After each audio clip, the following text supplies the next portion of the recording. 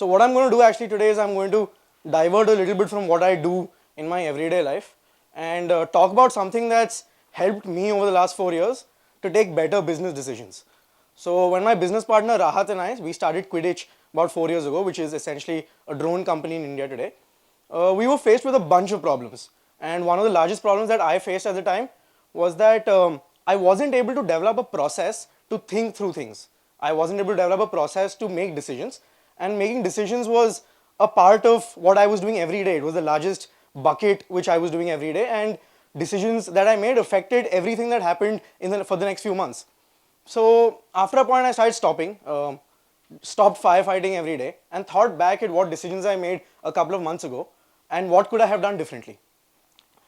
I figured that what's easiest for me is to be able to relate what I'm doing to an experience I've either had in the past or some kind of vertical or some kind of bucket of which I know more theory about, and business wasn't one of them. Me or my partner never came from a business background, so it was always a challenge for us to be able to relate to something to take better decisions. I started looking into talks that people gave. I started looking at different kind of theories that exist. I started looking at chess very closely and I started trying to draw parallels to the game of chess.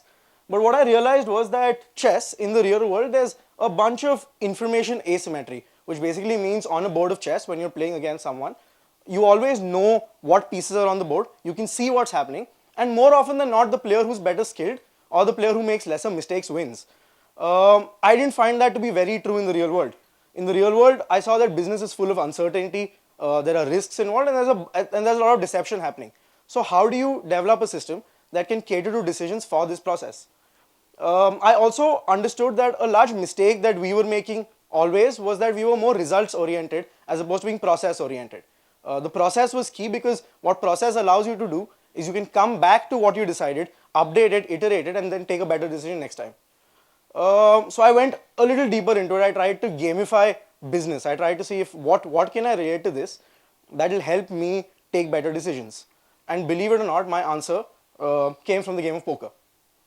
So I started playing poker a lot over the last couple of years, and I started drawing parallels between running a company and playing a hand of poker.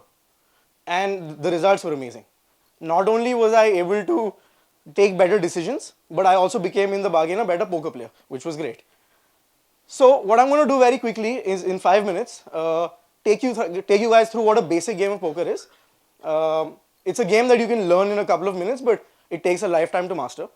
Essentially, this is a poker table, and I've tried to make it as easy to understand as possible, but there's a dealer who deals cards to anywhere between 2 and 9 players usually.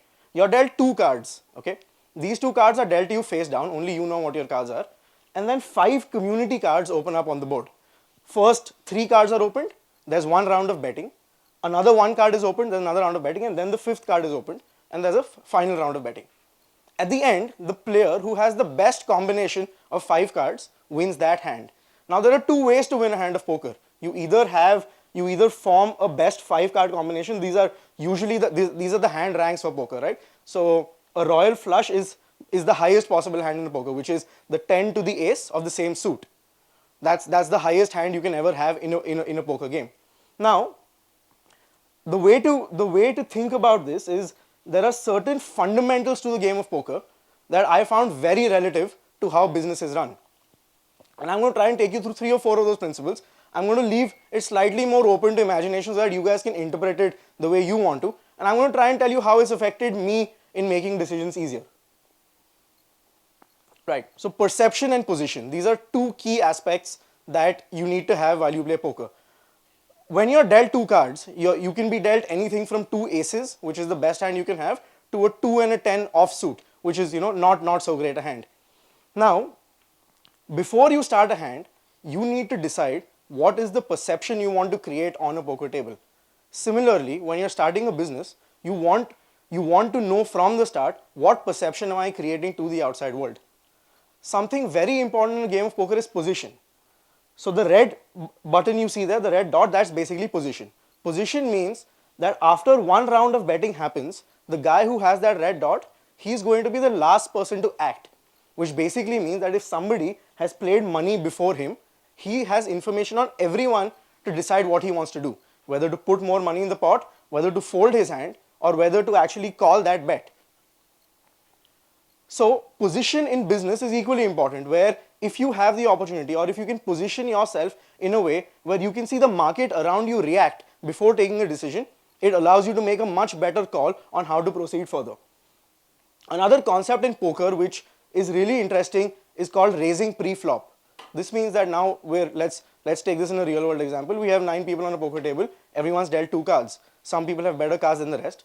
Now you have the option of placing a bet even before the first 3 cards come out, which basically means that you are assuming, or you are basically weighing the strength of your hand against other people's hands without knowing the future, without knowing what is actually going to open up. So what you do in this case is you put a chunk of money into the pot based on the 2 cards that you have. Now this is called raising pre-flop. Now try and relate this to a business.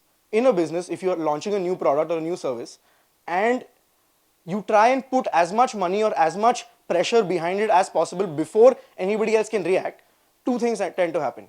People who want to compete against you have to put up at least that much time, effort and money to even take to the next step, or people who just have an idea and who've just thought about the concept but don't want to risk so much money, which means they don't have a great hand, they fold their cards.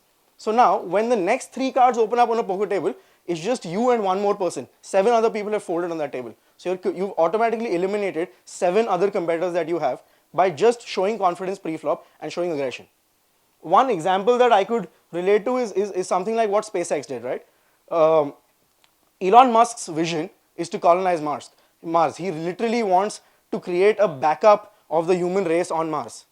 Now that's a huge bet to place. He was the aggressor pre-flop. He made an aggressive statement in a way that any company after him, which was a company like Blue Origins or any of the Virgin Group who are trying to go into space, are always 1 step behind. And what resulted was that a lot of companies who were thinking of space travel before SpaceX launched their plan, they quit. They didn't do it anymore. So now he's competing with only 2 more companies, essentially, who are also 1 step behind only because he's shown so much aggression before he opened the first 3 cards. What poker lets you do is, in the face of uncertainty, which is exactly what happens in life and business, it teaches you to act rationally. Okay, the next concept that's again very interesting is board texture. These are the first 3 cards that open up on a poker table, right? In a business or in a company, you can relate these to market factors. Market factors such as legalities, market factors such as government understanding, market factors like investor approach and investors coming into your business. All of these are factors that are unknown but are common to everybody. So for example, in the drone space, when we started 4 years ago, there was no regulation. India was an unregulated drone market.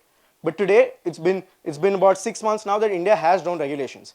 We had prepared ourselves 2 years before for this moment to come. So when this card opened, we were basically able to capitalize by assuming that a card like this will open and play our hand accordingly. Okay, now on the poker table, you have the first 3 cards opened. You know that there are 2 more cards coming and you have 2 cards in your hand. You have to form the best 5 card combination that you can, which basically means that now you have a chance to gauge your current hand.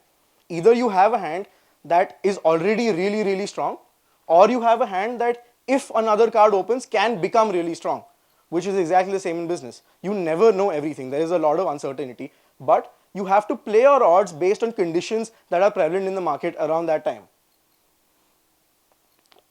Once 3 cards have opened, you have 2 more cards that can open on a poker table. You need to decide what kind of bet you want to make. There are 3 large kinds of bets in poker. One is a value bet. This basically means that you know your product is solid, you know you have a great chance of doing really well in the market, so you bet for value. You bet in a way that competitors try to match your bet and then you outrun them in 2 streets that cards are going to come up in. Or you probe bet. Now you're not very sure, you have a decent hand, but you're not very sure of what your competitor has. In this case, what you want to do is you want to place a small bet. You just probe and understand what they have. And a lot of times you will find, even in businesses, even when you're dealing with, and we'll come to a bunch of examples, but even when you're dealing with clients, you find that a lot of times people, when you try and probe bet them, they will re-raise you. They will put much more money than you have put initially into the pot, which tells you that they have something very strong in their company or something strong is brewing.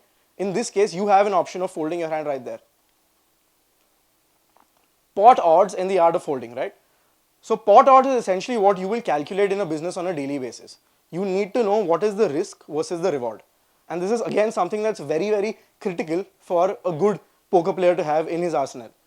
What are the odds that you have of making your card? Suppose you say, And let's take a simple example. Suppose you need one card to come up to make a really strong hand, right?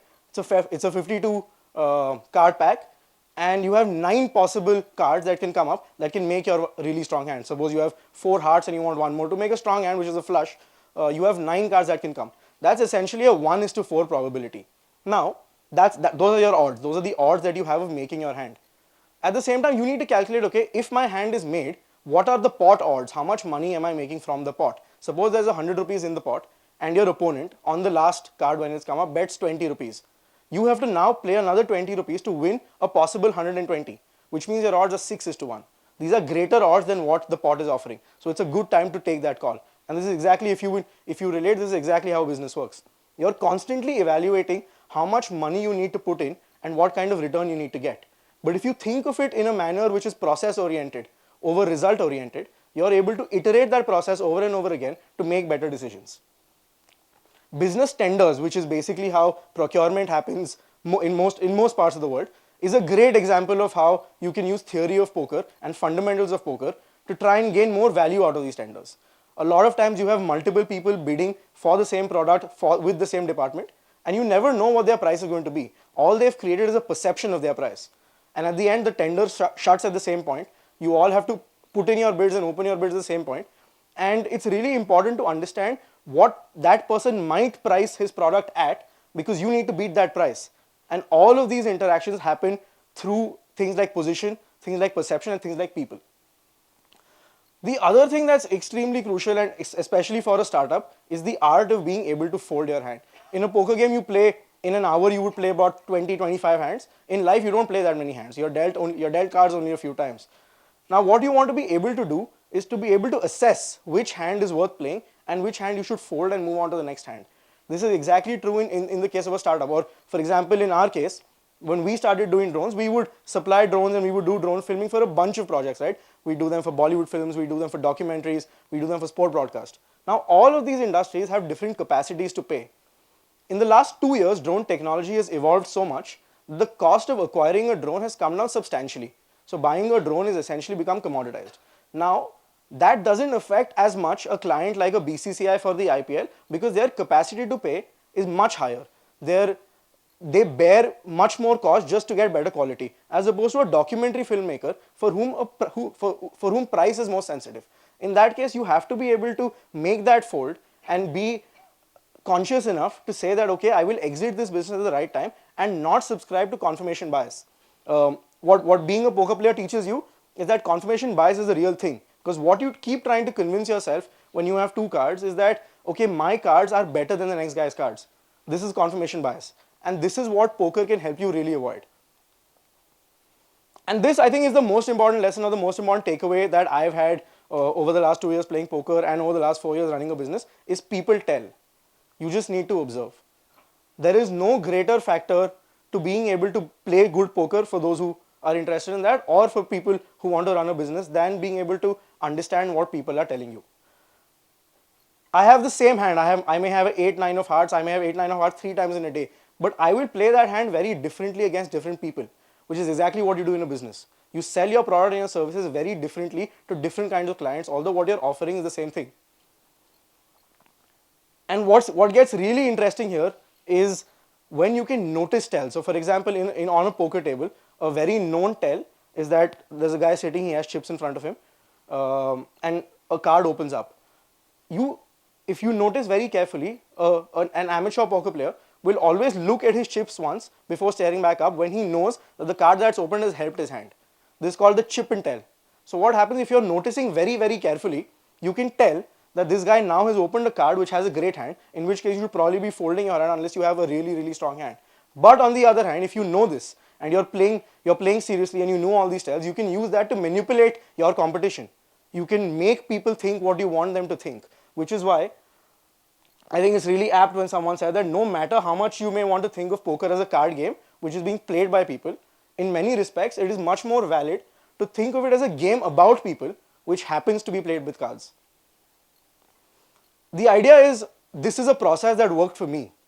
I urge you guys to create a process to find something similar which you can draw parallels to, use it in whatever you're doing in life, and keep that process constant, update it as you go along, and you'll find that it's a vice versa process. So like I said, using poker in business has, I think, helped me make better decisions over the last 3 years, but consequently has also made me a better poker player. And I think you guys should all try the same.